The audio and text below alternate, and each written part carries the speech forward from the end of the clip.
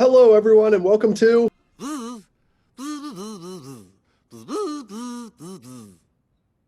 I'm kidding.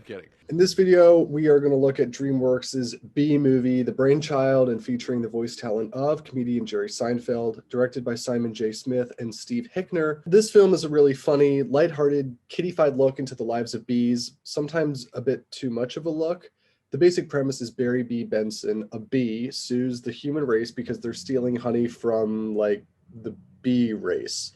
It's a lot more goofy than that most of the time, and like he even falls in love with a human woman and they successfully land a commercial jumbo jet together, so there's that. But beneath the surface of flying around loop-de-loops and sniffing the flowers, Bee Movie is actually pretty deep. There's a lot going on that 6-year-old me didn't pick up on, from references to other DreamWorks films to really dark jokes to even, wait for it, topics from the great academic field of comparative politics. Wow, isn't that great? I was watching this movie the other day, and man, is it political. There's so much drama going on, of course, between the bees and the honey-stealing humans, but we also have to factor in the class inequalities within the categories of bugs. Like, the white actor-voiced bees aren't despised by the bug community as much as the African-American actor-voiced mosquitoes. Hey, what's up, B-boy? Hey, Blood! And humans. Barry's girlfriend Vanessa objects to anyone smacking Barry, but she has no problem smacking this Latino man. And examples of democracy, communism, monarchies, colonialism, fair trade, and even explicit references to, of all unholy things, slavery. All of this packed into a barely 90-minute animated movie for kids. Of course, this wasn't the first time DreamWorks brought out the adult humor, but man, it gets intense in the Bee Movie. So where to begin? Well, how about at the beginning with Barry B. Benson's hometown hive? He lives in a place where all of his shirts are, I'm sorry, the same. Phones are built into everyone's antennae. The houses are the same. Everyone goes to the same school, and there's a new college graduating class of hundreds every 15 minutes. And all of said graduates are immediately funneled into the corporate world of Honex, a division of Honesco and a part of the Hexagon Group. And they have to work there. There's no alternative, unless a bee was bred specifically for another occupation, such as the pollen jocks or the queen. Regular workers have no days off and no vacation, not for the last 27 million years. So the hive thought it would be fun to build an amusement park into everyone's daily lives, and they work until they die. Barry also signs his name with a nondescript X. The pollen jocks are reliant on high-tech nectar and pollen suckers in order to extract these resources from flowers. These devices are presumably made by Honex or provided by the government, implying that the pollen jocks and all bees by extension without these devices are unable to gather these resources. And so they're reliant on Honex/the government. The hive is a perfectly functioning society. Barry, why would you question anything? We're bees. We're the most perfectly functioning society on Earth. Yeah, but Adam, did you ever think that maybe things work a little too well around here? Like what? Give me one example. And also everyone is cousins with one another, as they are all naturally children of the queen. Let's not talk about her specifically yet, because things get really complicated there. Anyway, the hive society seems to be completely run by Honex. I mean, every college grad has to work there. Job security, great. Freedom of choice, not so much. How long has Honex been around? We don't know, but we do know that bees have been making honey and living the same lives for 27 million years. So I guess they had cars and indoor amusement parks when the cavemen had rocks. Figuring out what government type exactly the hive falls into is actually really hard, but let's give it a shot. At the very first glance, the society seems very, drumroll please, communist. In the words of professor and lover of the passive voice, Patrick O'Neill, communism is an ideology that seeks to create human equality by eliminating private property and market forces, where state and politics would disappear and society and economy would be based on equality and cooperation. Some non-democratic regimes, such as communist ones, limit individual freedom in order to produce greater economic equality. Okay, so let's pin the state and politics would disappear part for the moment. In the Bee Movie, everyone is equal. While it's unclear whether the hive or each bee owns their own property, it looks like Honex is a company that owns and controls mostly everything. So it's possible it's a worker/every person owned company, and therefore everyone has the same amount of power as everyone else. But let's also get back to Honex later. Anyways, everyone's property is equal except for Mr. Benson's stairs.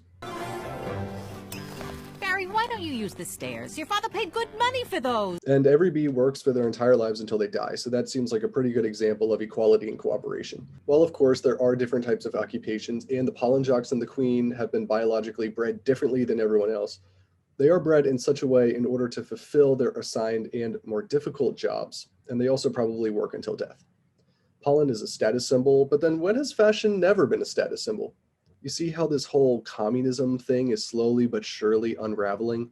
Everyone's clothes are all different. Mr. and Mrs. Benson and Barry's uncle don't really seem to be working anymore, and nothing stops Barry from pursuing his individual freedom dreams of becoming a pollen jock, busting out of the hive, falling in love with a human woman, raising 2.5 kids, and living happily ever after in a Manhattan studio apartment. Wait, well, maybe not all that, but Barry is permitted to realize his fantasies, and that doesn't fit into the whole communist economic equality sort of thing. And of course, there's a queen. So let's try hive government type number 2, a monarchy. I haven't got a whole lot for this one. I mean, they have a queen, and a queen is a type of monarch. O'Neill says that monarchs are a type of leader that has traditional legitimacy that rests on the idea that someone or something is valid because it has always been that way.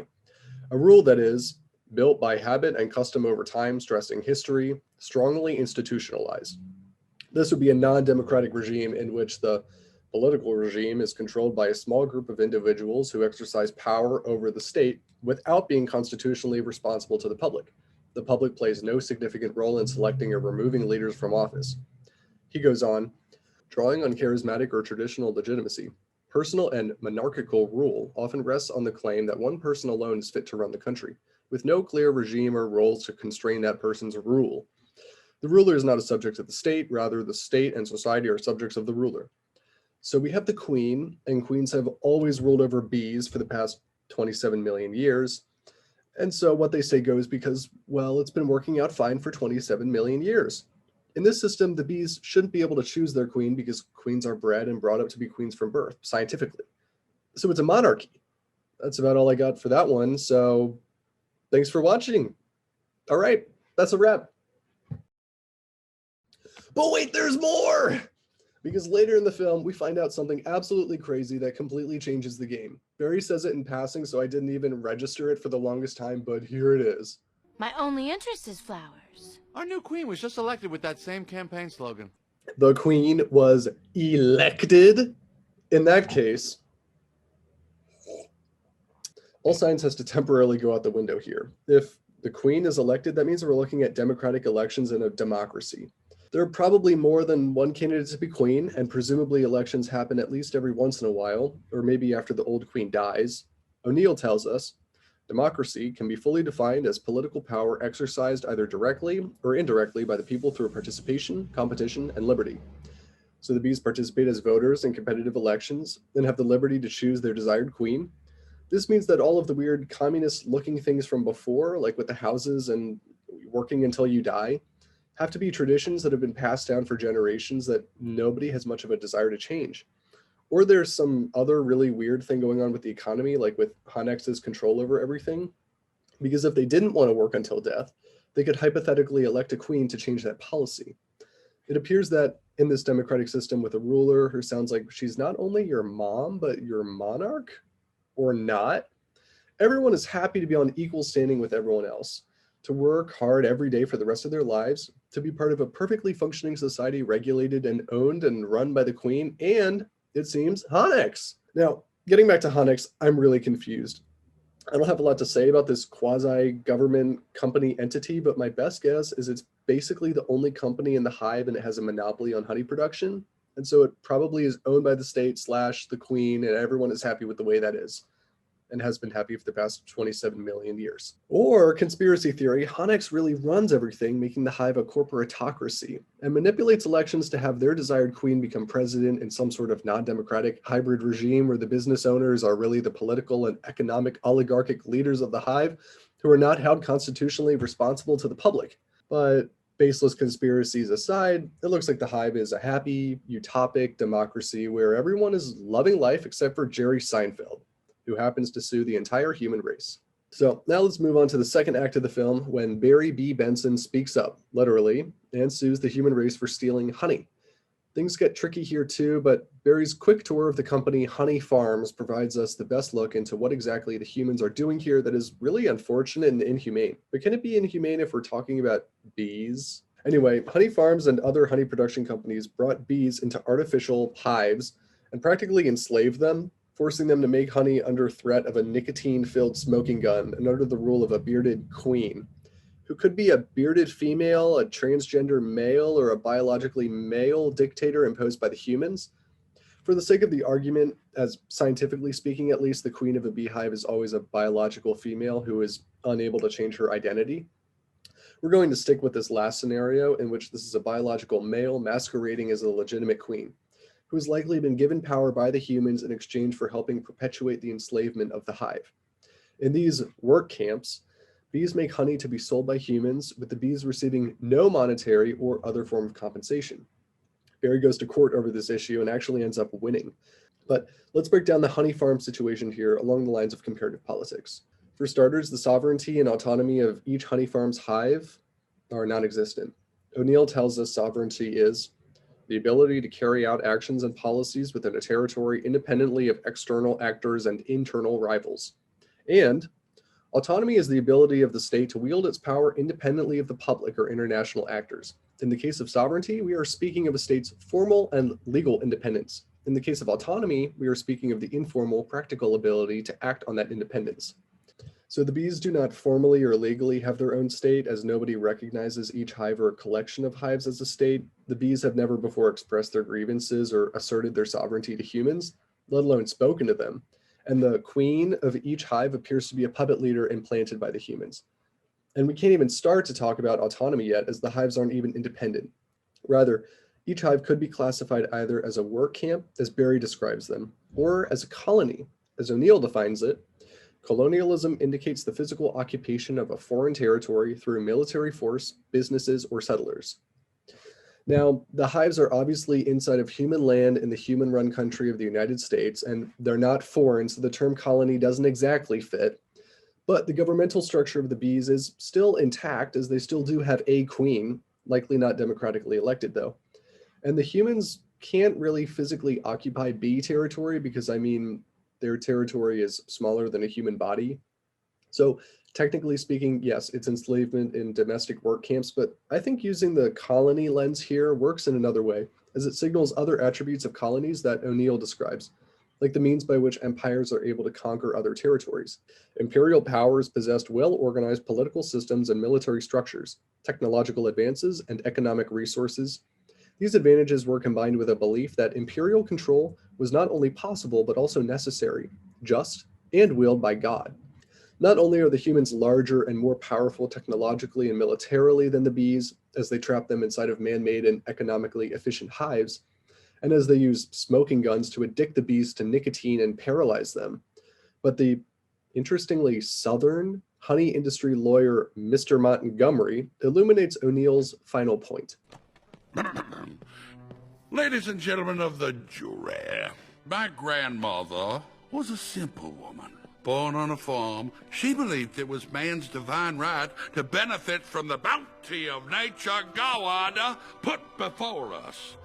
In this way, humans believe it is not only possible, but it is their divine right to steal from bees, to conquer and enslave them.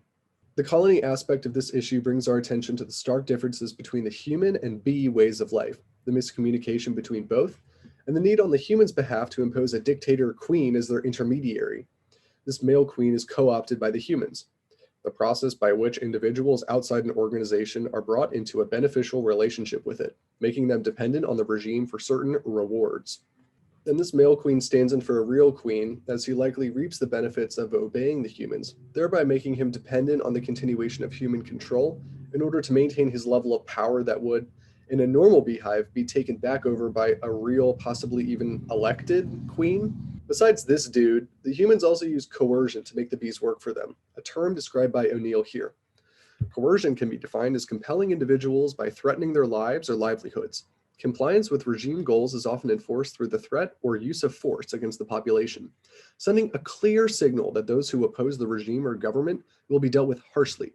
They may face the loss of their jobs or access to certain resources, arrest, detention without trial, torture, and death. While it is unclear exactly when bees are hit with the smoking gun or to what extent the gun can harm them, this excessive use of force, both physical and psychological in terms of a nicotine addiction, amounts to torture that punishes bees perhaps for not working hard enough, for trying to escape, for going against their male queen, or otherwise going against the honey farm's regime. All of these themes of control and coercion, of colonialism and slavery, of inequality and independence are brought to a resolution in the film's third and final act, as Barry discovers the consequences of his successful lawsuit. First and foremost, the bees stop making honey. I know, right? Uh-oh. Because the humans are forced to hand over all of their stolen honey back to the bees, now the bees have enough honey to last an eternity, so why bother work anymore, pollinate, or spin round and round? As a result, all trees, plants, and flowers wilt, turn an ugly shade of brown, and nearly die. Whoops. For putting an end to the brutal slavery of his entire species, Barry says, And to open my mouth and talk. I mean, yes, you should have talked, but what you should have realized too were the great biological implications of, not making honey for the first time in 27 million years. So rather than resting on their honey-filled laurels, Barry and the bees of Central Park go on a mission to get magical pollen and miraculously bring the entire park back to life in like 30 seconds. But then, what now? It appears that in the end, the bees disregard their war chest of honey and decide to get back to work, even allowing humans to sell honey again. It appears, though, that now the bees get their fair share in terms of compensation. In bee currency? And Barry goes on to offer legal services for other exploited species. Gone are the work camps of yesteryear, and in with bee sovereignty and autonomy, real queens, and fair trade, a term meant to certify that goods meet certain standards in several areas. Laborers are to be guaranteed basic working conditions, such as minimum wages. All in all, B-Movie offers some highly sophisticated, complex, and oftentimes illogical examples of and parallels to terms and topics from comparative politics. By understanding the ways in which the film interacts with real-life political and economic realities, we as an audience can more fully interpret and understand the plot of B-Movie and how it connects to our lives. In what ways do we, as the human race, exploit animals? And what similarities can we draw between our collective treatment of animals and other historical atrocities such as colonialism, slavery, and the many examples and applications of coercion in a setting of inequality and lack of sovereignty and autonomy? Furthermore, what are the consequences, past, present, and future, of our inhumane actions perpetrated against, on the one hand, animals, and on the other, human actors? Through the lens of comparative politics, B-Movie becomes a political text that asks us to consider the world from the perspective of the oftentimes voiceless, the small, the weak, and the disempowered, so that we may better think and act with equality, fairness, and respect for others.